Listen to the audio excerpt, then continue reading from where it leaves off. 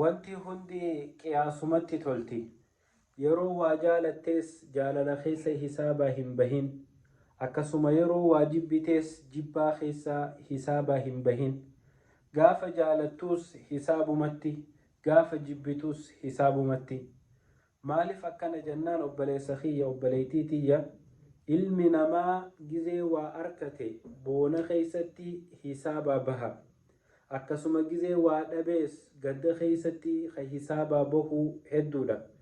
Jireenyi ilmi namaa kuni wasaxumatti gaariidha.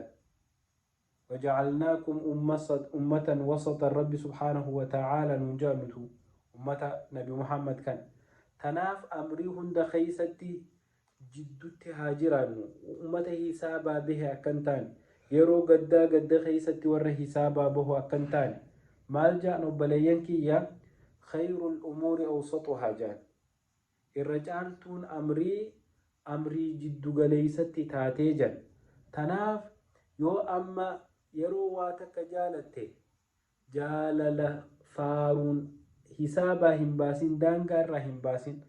Akkasuma yeroo waa jibbitellee arrabaan daangaa hin baasin. Nama arra jarjartee faarsitee boru akka itti arrabsitu si dhiba. Nama arra jarjartee arrabsite ammoo boru akka itti faarsitu si dhiba.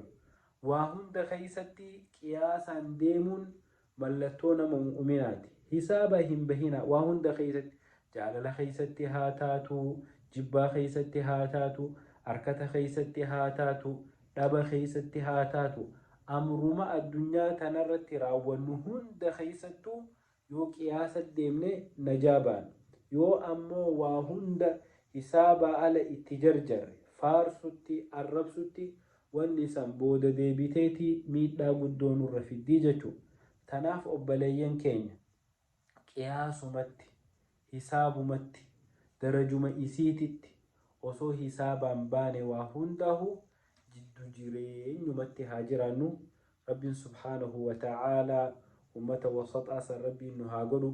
Warra waan hunda keessatti hisaabaa bahu rabbi nun godhinii. Assalaamu alaykum wa rahmatullahi.